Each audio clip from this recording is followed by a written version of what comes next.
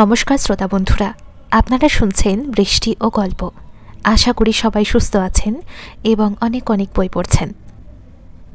আমার সকল শ্রোতা বন্ধুদের আমার তরফ থেকে জানাই হ্যাপি নিউ ইয়ার। নতুন বছর আপনাদের ভীষণ ভালো কাটুক। আজকে আমার নিবেদন বিমল রায়ের লেখা সাপের কান্না। কেরালার নামকরা বন্দর কালিকট। কালিকটের ছোট্ট একটি গ্রামে বাস করত সুশীলা। গ্রামের এক প্রান্তে মাথা উঁচু করে দাঁড়িয়ে আছে দৈত্যাকার বিরাট এক পাহাড়। পাহাড়ের নাম ওয়েস্ট হিল। ওই হিলের ওপর ইংরেজরা তৈরি করেছে এক বিরাট অট্টালিকা। এই অট্টালিকায় আগে থাকত মালাবার পুলিশ, কিন্তু এখন থাকে মিলিটারি। পাহাড়ের চূড়ায় উঠলে দেখা যায় সমুদ্রের পর্বত সমান ঢেউ। দেখা যায় ত্রিবান্দ্রম, কন্নুর আর ম্যাঙ্গালোর। ওই গ্রামের অনেকে উঠেছে চূড়ায়, দেখেছে লাখো লাখো নারিকেল গাছ। ওই গাছের পাতাগুলো পরস্পর মিলে তৈরি করেছে বিশ্বজোড়া এক প্রকাণ্ড গালিচা। সবুজ গালিচায় সূর্যের আলো দেয় অদ্ভুত চমক। দূরবীন দিয়ে দেখলে বোম্বে নজরে পড়ে। সুশীলার বড় ইচ্ছা ওই চূড়ায় উঠতে। ছোট মেয়েরা এত উঁচুতে উঠতে পারে না, তাই সুশীলার ওই ইচ্ছা এক সময় বেড়েছিল আপন গতিবেগে। এখন ওই কামনা কমেছে আপন গতিরোধে। এখন সে বড় হয়েছে, তার ঝাঁকড়া চুলে মস্ত খোঁপা হয়। যৌবন জোয়ারে ভেসে চলা চোখ দুটোতে লাগায় কাজলের লম্বা টানা। সারা শরীরে লজ্জা আর লজ্জা। আজকাল আশেপাশের গ্রাম থেকে গোবিন্দম, মুকুন্দম, কৃষ্ণান নামে অনেক ছেলে জড়ো হয় ওদের গ্রামে।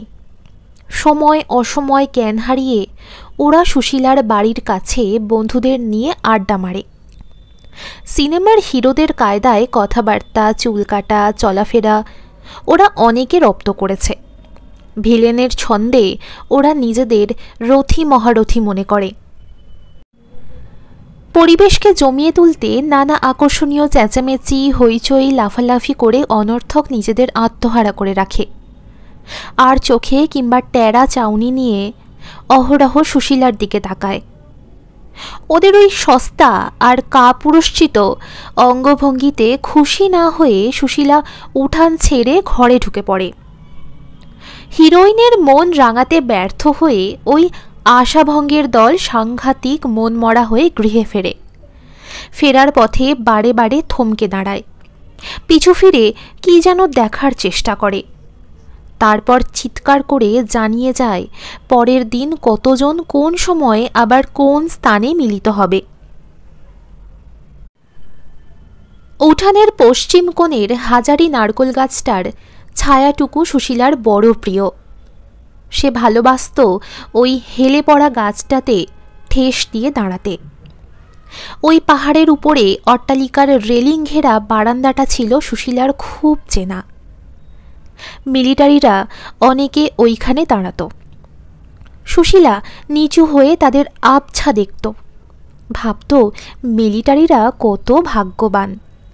প্রথমত পাহাড়ের উপর, তার উপরে অট্টালিকায় যারা থাকে তারা হয়তো কত সুখী কত সুখী। সে থাকে কুঁড়ে ঘরে এক অজ পাড়াগার মধ্যে। ওই অট্টালিকায় কত আলো, কত বাতাস। সেদিন বারান্দায় দাঁড়িয়েছিল মিলিটারির ছেলে ভাস্করণ। দূরবীন হাতে নানা কিছু দেখতে দেখতে হঠাৎ দেখেছিল সুশীলাকে। প্রতিদিন একই সময়ে সে দূরবীন হাতে দাঁড়াতো বারান্দায়। উঠানের দিকে যন্ত্র ঘুরিয়ে লক্ষ্য করত সুশীলার হাবভাব, চলাফেরা। সুশীলাও দেখত ভাস্করণকে। মেঘের আড়ালে থাকা মেঘনাদের অস্তিত্ব পেলেও কোনোদিন খুব স্পষ্ট করে ভাস্করণের মুখটি দেখতে পেত না। অত উঁচুতে থাকা মুখ শুধু সে কেন, ঈশ্বরের সৃষ্টি কোনো দৃষ্টিই পেত না দেখতে। দূরবীন নিয়ে মজা করতে দাঁড়িয়ে সেদিন ভাস্করন হঠাৎ একটু দুষ্টুমি করে ফেলল। ওই বারান্দা থেকে হাতছানি দিয়ে ডেকে বসল সুশীলাকে। মেয়েদের একা পেলে দুষ্টুমি, বজ্জাত বা ইয়ারবাদ ছেলেরা এমনটা প্রায়ই করে। এ ডাকের বদ অর্থ নিচে দাঁড়িয়ে কেন, উপরে এসো, কিংবা ওখান থেকে কি দেখছো, কাছে এসে দেখো। সুশীলা লজ্জা পেল। অনেকক্ষণ পরে আবার উপরে তাকালো, আবার লজ্জা পেল। মনে ভাবল অনেক কিছু, শেষে মেনে নিল ব্যাপারটা। দুষ্টুমি করে কোনো ছেলে যদি তাকে ডেকেই থাকে তাতে অন্যায় কি? তাছাড়া এতে তো তার কোনো ক্ষতি হচ্ছে না। এ ব্যাপারটা যতক্ষণ না জানাজানি হচ্ছে ততক্ষণ খারাপ কিছু ভাবতেই পারে না সে। ৩-৪ দিন এ দৃশ্য দেখে সুশীলা সাড়া দিল। এপাশ ওপাশ দেখে নিয়ে নিজের বাবা মা আত্মীয় স্বজনের দৃষ্টি এড়িয়ে সে সত্যিই ওই অট্টালিকার দিকে নিজের ডান হাতটা তুলল ছোট্ট করে। আবার ডান বাঁ দিকে দৃষ্টি বুলিয়ে খুলল মুঠোর পাপড়ি কটা। 5টা আঙুল পাপড়ির মতো কেঁপে উঠল। সুশীলা হাতছানি দিয়ে ডাকল ভাস্করনকে। আঙুলের কোনো ভাষা ছিল না। কোনো চিন্তা না করেই সে ইশারায় নিমন্ত্রণ জানালো। তারপর চিন্তা করল, ছি ছি ছি, সে এ কি করল, কি লজ্জা! কুমারী যুবতীর এ ধরনের ভুল কাজ করা কখনোই উচিত হয়নি। এ মহাগর্হিত ও অন্যায় কাজ, এতে অপরাধ আছে, পাপও থাকতে পারে। এক জটিল প্রশ্নজালে জড়িয়ে পড়ে সুশীলা আক্ষেপ ও আফসোসের আগুনে পুড়তে লাগল। পরের দিন সুশীলা মনকে শান্ত করেছে। সত্যি তো, এই ডাকাডাকি খেলাতে অন্যায় কি থাকতে পারে? কেউ তো আর দেখছে না। জানাজানি হওয়াটা হয়তো দুঃখের হতে পারে। তার হাতছানি দিয়ে কাউকে ডাকার অর্থ এই নয় যে আমি বন্দী, তুমি আমায় উদ্ধার করো, কিংবা পাহাড়ের উপরে যাওয়া আমার মানা, তুমিই বরং নিচে এসো। সুশীলা আর ভাবতে পারল না এই ধরনের ছেলে খেলা বা ছেলে মানুষের পরিণাম এমন কিছুই হবে না যার জন্য এত চিন্তা করতে হবে। পরাধীন গ্রাম্যবালার কল্পনার আবেগে বান ডাকল। তাই সে পরপর 3 দিন স্পষ্টভাবে হাত তুলে আঙুল নেড়ে ডেকেছিল ভাস্করনকে। নিজেকে সে বুঝিয়েছিল। চারিদিকের পরিবেশ এতটুকু বদল না করে সে প্রাণ খুলে সাড়া দিল। হাতছানি দিল ভাস্করন 5 বার, সে সাড়া দিল 1 বার। তারপর মনে মনে মুচকি হাসল। ন্যায় অন্যায় লজ্জা ভয়ের ভাবনা তার একেবারেই কমে গিয়েছিল। সেদিন কালিকটের হাওয়ায় উঠল আলোড়ন। এলো সারা মালাবার দেশে মালওয়ালিদের সেরা ও শ্রেষ্ঠ উৎসব। অন্ধকারকে দূরে সরিয়ে সারা দেশকে আলোর বন্যায় ভাসিয়ে দেওয়ার জাঁকালো ব্যবস্থা। এর নাম ভিশু উৎসব। দেশ জননীর কোলে গড়ে ওঠা আবাল বৃদ্ধদের এক মিষ্টি মজার দিন এটা। ঘন আধারের বুক চিতে পূর্বে লাখো লাখো বাজি, অন্য দেশের দিওয়ালির বাজি, সারা বিশ্বের বাজিকে হার মানিয়ে কালিকট পোড়াবে কোটি কোটি টাকার রকমারি বাজি। নতুন পোশাক পরে আনন্দের জোয়ারে স্নান করবে সারা দেশবাসী। পরিবেশকে মনোরম করতে চলবে মদ্যপান, সরবরাহ করা হবে শ্রেষ্ঠ খাবার, আর বিলি হবে প্রেম, ভালোবাসা ও বন্ধুত্ব। প্রতিটি মনের ব্যর্থতা, ক্রূরতা, ক্ষুদ্রতার হবে বনবাস। ঠিক এই মুহূর্তে মালওয়ালি ভাস্করন নিজেকে ওই পাহাড়ের মিলিটারির হাজার বাঁধা ও বন্দি দশার মধ্যে আটকে রাখবে কি করে? পদ্মপাতায় জল টলটল করে উঠল। লোকে বলে ভিশু হচ্ছে দেবতাদের উল্লাস, মানুষের আনন্দ।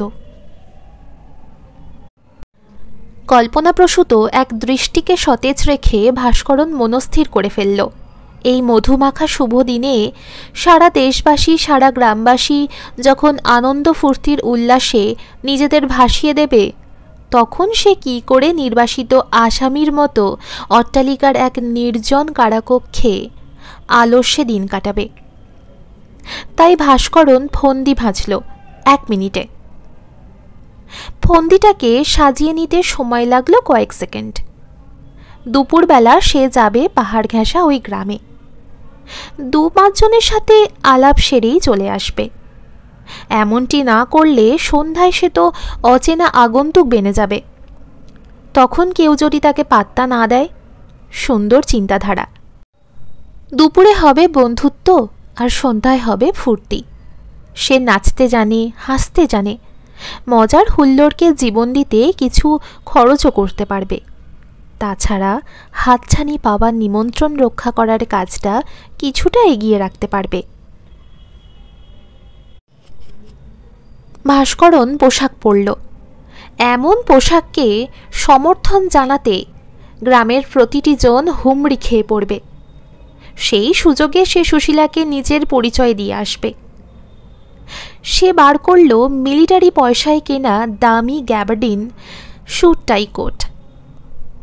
ফর্সা টুকটুকে নিরেট লম্বা চেহারাটা আয়নার সামনে ধরে নিজেই চমকে উঠল, যেন সাহেবের বাচ্চা। গ্রামের মেয়ের চোখ ধাঁধিয়ে দেবে সে। পরিপাটি করে চুল আঁচড়ানো হলো, চোখে বিদেশি নীল চশমা, চকমকে পালিশ করা জুতো জোড়া, ভিতরে নাইলনের মোজা। চলার প্রতিটি পদক্ষেপে মিলিটারি গাম্ভীর্য। এই পোশাকের সামনে দেখলে সুশীলা নিশ্চয়ই তাকে বসতে বলবে, কিংবা অনেক কিছু ভাবল সে। দূরবীনে ভুল দেখেনি তো? মুখে সলাজ হাসি, এক দৃষ্টে চেয়ে থাকা, প্রত্যহ একই সময়ে নারকেল গাছতলায় দাঁড়ানো, হাতছানি দিয়ে ডাকা, নীরব ইঙ্গিত, সবর নিমন্ত্রণ। আজ সব সমস্যার সমাধান হবে। চাওয়া পাওয়ার হিসেব আজ মিটিয়ে ফেলবে ভাস্করন।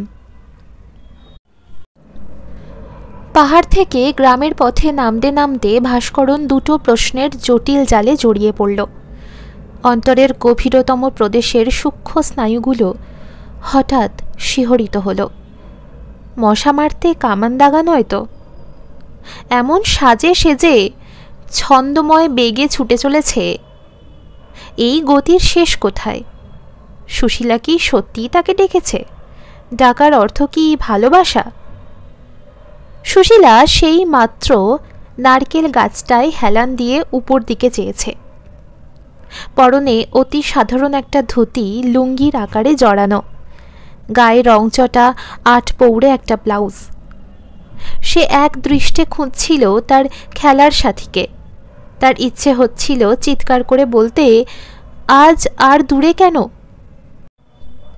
হঠাৎ এলো ভাস্করন, যেন চোখ ধাঁধানো এক ঝলক সূর্যরশ্মি, যেন এক তাল জ্বলন্ত অগ্নিপিণ্ড। রাজ পোশাক পরে এসেছে রাজাবাবু। চমকে উঠল ওই গ্রাম্য বালা। হল্ট! থমকে দাঁড়ালো মিলিটারি। মৃদু মিষ্টি হাসি ভরা ঠোঁট, ঈষৎ উন্মুক্ত অপলক দৃষ্টি। সহজ বাধ্য ভাষায় ভাস্করন বলল, আমি এসেছি। একেবারে চোখাচোখি। ক্ষণেক মাথা নিচু করে দাঁড়ালো সুশীলা। ক্ষণেকের সেকি ভাগ চিন্তা করল। তারপর দ্রুত পদক্ষেপে উঠোন পেরিয়ে ঢুকে পড়ল নিজের ঘরে। বাতাস গঙিয়ে উঠল। নারকেল গাছটা একটু সোজা হয়ে দাঁড়ালো। বহুদিন তিলে তিলে যে মিষ্টি আশাকে কল্পনার মাঝে মিশিয়ে ভাস্করন নিজের সামনে একটা ছবি এঁকেছে, আজকের পরিস্থিতি তা যেন ছিন্ন ভিন্ন করে দিল। দূরবীন কি তাহলে তার সাথে বিশ্বাসঘাতকের মতো ছলনা করেছে? কোনো কথা না বলে সুশীলা চলে গেল কেন? যদি কিছু বলার নাই ছিল, কিছু শুনতে চাইল না কেন সে? কেন কেন? এই ধরনের সাহেবী পোশাকে গ্রামে আসা উচিত হয়নি। এ ভুল বড় মারাত্মক ভুল। এছাড়া তার এইভাবে উপযাজক হয়ে সুশীলার বাড়ি আসাটা সত্যিই বাড়াবাড়ি হয়েছে। সে হঠাৎ এক অজানা অচেনা যুবতীর সামনে অমন অসভ্যের মতো দরদভরা কণ্ঠে কেন বলতে গেল, আমি এসেছি? তার সৌজন্যবোধের একান্ত অভাব, তাই উচিত অনুচিতের মাঝখানে নিজের বিবেককে বিচারক সাজিয়ে অ্যাবাউট টার্ন, কুইক মার্চ শুরু করল। এতটুকু সময় নষ্ট না করে সে খুব দ্রুত গতিবেগে নিজেকে টেনে নিয়ে চলল। গতি দ্রুত থেকে দ্রুততম হল। বহু আশা আকাঙ্ক্ষা ভরা মনটা মোচড় দিয়ে উঠল।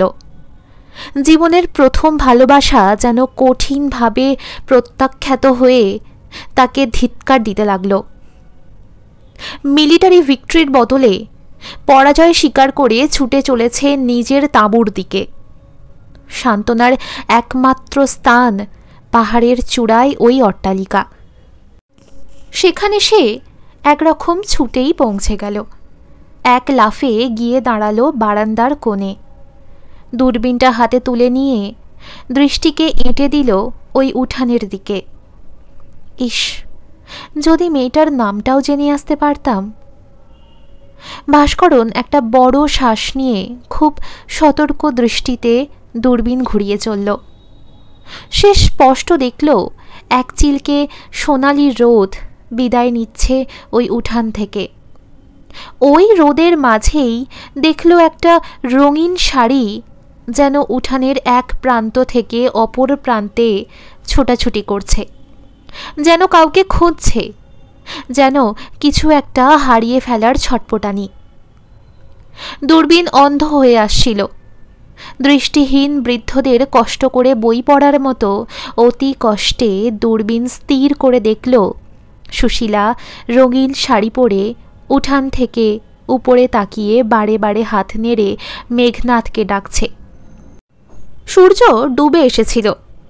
ভাস্করন যেন আশ্বাস পাচ্ছে, তাই আবার জোরে শ্বাস নিল। কিছুক্ষণ আগের ভুল বোঝাবুঝি মুহূর্তে মিলিয়ে গেল। লুঙ্গি আকারে ধুতি জড়িয়ে সাদা হাফশার্ট এঁটে পাকা মালোয়ালির সাজে পাহাড় থেকে আবার নেমে এলো ভাস্করন। আধারের বুক চিরে পুড়ে চলেছে লাখো লাখো বাজি। হাওয়াই, চকলেট বোম, তুবড়ি, চড়কি, দোদমা, আরও কত নামের বাজি কত রকমারি আওয়াজে ফাটছে, পুড়ছে, ধোঁয়া উড়াচ্ছে। খুব ধীর ও সাবলীল গতিতে এলো ভাস্করন, এলো সুশীলার উঠানে। ভাস্করন পা পা করে এগিয়ে এসে দাঁড়ালো লাজে ভেঙে পড়া সুশীলার সামনে। সুশীলা এখন তৈরি। দুপুরে ভাস্করন সাহেব সেজে এসেছিল, তখন সুশীলা তৈরি ছিল না। এক ছুটে ঘরে ঢুকে সে প্রথমেই বার করেছিল ভিশু উৎসবে পরবার শাড়িখানা। টেনে নিয়েছিল গোলাপি সায়া আর কালো রঙের সিল্কের ব্লাউজ। শরীরের 11টা রেখায় মানানসই করে এঁটে নিল ওইগুলো। হুড়োহুড়ি পড়ে গেল সাজের, লাফালাফি, দাপাদাপি, ছোটাছুটি। কাজ কিছু কিছু অসম্পূর্ণ রেখে সে টেনে নিয়েছিল কুমকুম, কাজল, পাউডার আর কপালের টিপ। এগুলোর কাজ শেষ করে আবার কেশবিন্যাস, চিরুনির টান, তারপর চোখে মুখে আয়না বোলানো। রাজাবাবু এসেছে তার বাড়িতে। এ তার কম সৌভাগ্য? এ তো মানুষ নয়, যেন স্বয়ং দেবতা। এমন অতিথির সামনে একটু সাজতে হবে বই কি। সোনাবাবুকে আপ্যায়ন জানাবে সে নিজে। ভিশুর উৎসব কতবার এসেছে, কিন্তু আজ তার অন্য উৎসব। সুশীলা আয়নার উপর একটু হাসল। মনটা তার অট্ট হাসিতে মেতেছে। এবার এক পলক চিন্তা, তারপর অন্য আর এক পলক আয়না দেখা। ইস, দুটো ফুল পেলে সে চুলে গুঁজে দিত। ঠোঁটটা লাল করেছে সিঁদুর দিয়ে। ব্যাস, শেষবার আয়না দেখা। তারপর সাজের সামগ্রী ছুঁড়ে ফেলা। মনের মানুষ যদি চলে যায়, আর দেরি নয়। সুশীলা এক টানে বন্ধ দরজা খুলে ফেলল, লাফিয়ে নামল উঠানে। হায়, জোয়ার কখন চলে গেছে, এখন ভাটা, উঠান ফাঁকা। সাহেব কোথায়, রাজা কোথায়, সোনাবাবু কোথা গেল? মনের মানুষ, খেলার সাথী এই ছিল, কোথায় গেল? এ কি স্বপ্ন না সত্যি? সুশীলার মনের হাজার প্রশ্নের ঢেউ ছড়িয়ে পড়ল উঠানের সর্বপ্রান্তে। সে কি করল? অতিথি নারায়ণ, নারায়ণের অপমান বড় কুলক্ষণ। সে এখন কি করবে?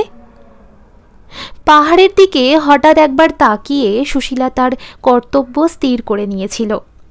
তাই ডেকেছিল শুধু ক্ষমা চাইতে। মহারাজ বড় দয়ালু, তার স্বপ্ন সত্যিই সত্য। এখন আরও একটু কাছে এসে ভাস্করন প্রশ্ন করল, তোমার নাম কি? কি সুন্দর সেজেছ তুমি, ঠিক যেন মা লক্ষ্মী। এক হাতের নখ দিয়ে অন্য হাতের নখ ধরল সুশীলা। সারা উঠান ফাঁকা, সুশীলার বাড়িও ফাঁকা। উৎসবে সকলেই বেরিয়েছে। প্রশ্নের উত্তর না দিয়ে সে ঘাড় উঁচু করে চোখের দৃষ্টিকে বড় করে একবার তাকালো, যেন ভারতনাট্যম নাচের অঙ্গভঙ্গি। আবার মাথা ঝুঁকিয়ে দিল লজ্জায়। পাহাড়ের উপর থেকে রোজ দেখি তোমায়, কত সুন্দর তুমি। ভেবেছি এসে আলাপ করি। ভয় হয়েছে যদি কথা না কও, সাড়া না দাও, যদি মুখ ঘুরিয়ে চলে যাও। দুপুরে অমন করে চলে গেলে কেন? বলবে না তো তোমার নাম, তাহলে চলে যাই। হৃদয়জোড়া খুশির আমেজ। বানের জল পাড়ে এসে ঠিক এমনি করে ছটপট করে। সুশীলার ঠোঁটে কাঁপুনি উঠল। বলল, আমার নাম সুশীলা, আপনার নাম? ভাস্করন, আমার বাড়ি কোচিন, কাজ করি মিলিটারিতে। এখানে এসেছি মাত্র 1 মাস। তোমায় একদিন দুষ্টুমি করে হাতছানি দিয়ে ডেকেছিলাম, তখন কিন্তু একবারও ভাবিনি কিছু। আজ তোমায় পেয়ে আমি ধন্য। বিশ্বাস করো সুশীলা, আজকাল দিনে রাতে তোমার কথা ভীষণ ভাবি। আমি তোমায় ভালোবাসি সুশীলা, এতটুকু মিথ্যা বলছি না। ভীষু উৎসবের নামে শপথ করে বলছি, তুমি ভিন্ন আজ আমার আর কেউ নেই। শোনো সুশীলা, তুমি আজ শুধু শোনো। ভাস্করন ওই গ্রাম্য ময়ূরীর সামনে ময়ূর নৃত্য শুরু করল। ময়ূরের পেখমের গাঢ় রং জলজল করে উঠল। সাহস, আবেগ আর স্পষ্ট অভিব্যক্তির মালা গেঁথে ভাস্করন সুশীলাকে সাজাতে লাগল। গাছে গাছে মোমবাতির টিমটিমে শতমুখী আলো ওই গ্রামটাকে যেন সুশীলার মতোই রূপবতী করে তুলেছে। নানা সাজে সেজেছে ছেলে, বুড়ো, নাতি, নাতনি আর ঠাকুমা, দিদিমা। আমোদের নানা ঢঙে মেতেছে ধোপা, নাপিত, কুমোর, জেলেরা। ভাস্করন আরও কাছে এসে সুশীলার হাত ধরল, প্রশ্ন করল, আমায় ডেকেছ কেন বললে না তো? জানি না, মৃদু জড়ানো উত্তর। কি জানো তাহলে? তোমার মনের কথা, অন্তরের ভালোবাসা আমি বুঝি সুশীলা। এসো, কাছে এসো। ভাস্করন ছুঁই ছুঁই করে আবার ময়ূর নৃত্য শুরু করল। কোনো ভীষু উৎসবে এমন করে নাচেনি সে। পাশেই একটা বড় তুবড়ি নিজের সমস্ত অস্তিত্ব জাহির করে নিস্তেজ হয়ে গেল। ভাস্করন হঠাৎ নৃত্য থামিয়ে দিল। সুশীলা ভয়ার্ত কণ্ঠে গুঙিয়ে উঠল। তার সারা শরীরে কঠিনভাবে পাখ দিয়ে জড়িয়ে ধরে যেন এক ভয়ঙ্কর বিষাক্ত সাপ ফনা দুলিয়ে তার চোখে, মুখে, বুকে বারবার দংশন করছিল। সারা শরীরে সে তীব্র জ্বালা অনুভব করল। অন্তরে এলো বিবেকের দংশন। এমন একটা ঘটনার জন্য সে একবারও চিন্তা করেনি। সারা উঠানে বইতে লাগলো উত্তাল ঝোড়ো হাওয়া। সুশীলার দম বন্ধ হওয়ার উপক্রম হলো। আপ্রাণ চেষ্টায় কোনোভাবে সাপের বাঁধন থেকে নিজেকে মুক্ত করতে লাগল। সুশীলার চোখে ভয়ার্ত দৃষ্টি। সারা উঠোনটায় হাঁপানির শব্দ, সারা শরীর জুড়ে লড়াইয়ের এলোমেলো চিহ্ন। হাঁপাতে হাঁপাতে সুশীলা বলল, শয়তান, দূর হও, চলে যাও। পোষমানা সাপটা ফনা তুলে আবার এগিয়ে এলো। সুশীলার কোমরটায় পাক দিতে দিতে বলল, এসো, আজ মেতে উঠি। এমন মিষ্টি উৎসবের দিনে আর দূরে কেন? তুমি একমাত্র আমার জন্যই সৃষ্টি হয়েছ। তুমি আর আমি, তোমার সুখ আর আমার আমিত্ব সবই আজ একাকার করে দাও। বিশ্বাস করো, আমি তোমায় ভালোবাসি। এসো, আরও কাছে এসো। না না না, কথার শেষ প্রান্তে প্রচণ্ড এক ঝাঁকুনি মেরে সাপটাকে অনেক দূরে ছুঁড়ে দিল সুশীলা। তারপর এক ছুটে ঘরে ঢুকে সজোরে ও সশব্দে দরজাটা বন্ধ করে হুঁশ করে ছেড়ে দিল এতক্ষণ আটকে রাখা হাঁপটুকু। ছি ছি ছি, কেন মরতে সে হাতছানি দিতে গিয়েছিল? সাপটা এবার একটু থমকে দাঁড়ালো, এগিয়ে গেল টলতে টলতে। মিলিটারির ভয় ডর কম। করব কিংবা মরব, এই তার পণ। দরজায় 3টে টোকা মারল। বন্ধ দরজা আরও জোরে বন্ধ হলো। লজ্জা ঘেন্নার মাথা খেয়ে সাপটা ইনিয়ে বিনিয়ে বলল, ভুল বুঝো না। আমি যে কি তা তুমি বুঝলে না। আমি তোমায় চাই। দরজা কতদিন বন্ধ রাখবে? কাল সকালে আমি তোমার বাবার কাছে আসব। Tata, bye. দরজার কাঠ তক্তা নিরুত্তর। জড় পদার্থ যেন আজ মস্ত চেতনা পেয়ে অভিমান করেছে। আবার মিলিটারির কণ্ঠস্বর, আমি শেষ কথাটুকু বলতে এসেছি। সুশীলা ডার্লিং, দরজাটা এক মুহূর্তের জন্য খোলো। দরজা তপস্যায় বসেছে, এখন কথা কইতে নেই। খুলবে না দরজা? তুমি কি আমায় পছন্দ করো না? আমায় তুমি কি ভালোবাসো না? অমন করে ডেকেছিলে কেন তাহলে? দরজায় পিঠ ঠেকিয়ে দাঁড়িয়ে সুশীলা তখন বোধহয় কাঁদছিল। 2টো পোষা বেড়াল ওর পায়ের কাছে লুটোপুটি খাচ্ছিল। আরও এক মুহূর্ত অপেক্ষা, তারপর বুকে হেঁটে সাপটা এলো গ্রামের বাইরে। হাজার প্রশ্নে বাজি পোড়ানোর আলোময় বাতাস যেন ভারী হয়ে উঠল। এই ভীষু উৎসবমুখর গ্রামের মুক্ত বাতাসে সকলে যেন আপন আপন সত্তার পূর্ণ স্বাধীনতা নিয়ে ঘর ছেড়ে বাইরে এসেছে। তখন এ কি ব্যাপার? সুশীলাটা ভীতু, গেঁয়ো তো। কিসের ভয়? এমন সংশয়বোধ কোন কারণে? বাধাই বা কোথায়?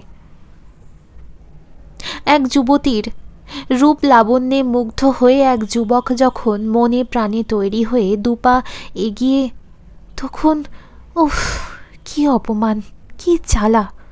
তার দোষটা কোথায়? তার কোনো অন্যায় হয়েছে কি? আজ সেই বা এত ক্লান্ত কেন? চারিদিকের ঝলমলে আলো যখন সারা বিশ্ববাসীকে নতুন পথের সন্ধান দিচ্ছে, তখন পুরনো রুচিবোধ, সামাজিক পচা আদব কায়দা, মান্ধাতা আমলের লজ্জাবোধ নিয়ে সুশীলা কেন বেঁচে থাকতে চায়? আজ পাহাড়ে ওঠার পথের আলোগুলো নিভু নিভু হয়ে তাকে ভেঙচি কাটছে কেন? এতটুকু পথ আজ হঠাৎ যেন 10 গুণ বেড়ে গেছে। টলতে টলতে হোঁচট খেতে খেতে সাপটা অট্টালিকার পাশে এসে দাঁড়ালো। ওয়েস্ট হিল আজ বোবা। অট্টালিকার দেওয়ালগুলো মাথা ঝুঁকিয়ে দাঁড়িয়ে। ঘরের খাট বিছানায় যেন আগুন জ্বলছে। দূরবীনটা আজ অন্ধ হয়ে ঘরের এক কোণে ঝিমোচ্ছে। সাপটার 2টো চোখে যেন 2 ফোঁটা কান্না চকচক করছিল। শেষ হলো আজকের গল্প, বিমল রায়ের সাপের কান্না। গল্প পাঠ আপনাদের কেমন লাগলো অবশ্যই কমেন্ট করে জানাবেন। ভালো লাগলে চ্যানেলটি সাবস্ক্রাইব করে পাশে থাকবেন। সুস্থ থাকুন, ভালো থাকুন, বেশি বেশি করে বই পড়ুন। শেষ অবধি আমার সাথে থাকার জন্য অনেক ধন্যবাদ।